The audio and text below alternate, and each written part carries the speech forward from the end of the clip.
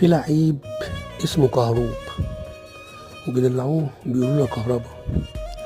لعيب كهروب ده بيلعب في نادي الأخلاق والقيم، نادي الأهلي، أعظم نادي في الكون. اللاعب كهروب ده جه يوم 21/1 في ماتش الزمالك وقال ألفاظ خارجة لا تليق لا باللاعب نفسه ولا بالنادي الأهلي اللي هو بيلعب معاه. فكل الناس قالت طبعا أكيد هياخد عقوبة، لأنه بيلعب في نادي كبير مش هيسمح بالألفاظ البذيئة دي تطلع من لاعب عنده، وأكيد اتحاد الكرة كمان مش هيسيبه، ولجنة الانضباط الكرة في الاتحاد المصري مش هتسيبه، هيبقى فيه عقوبة مشددة. الكلام ده من يوم 21/1، النهاردة 14/3، وحتى الآن لا النادي بتاعه عاجبه ولا الاتحاد المصري لكرة القدم عاجبه ولا لجنة الانضباط عاجبته ولا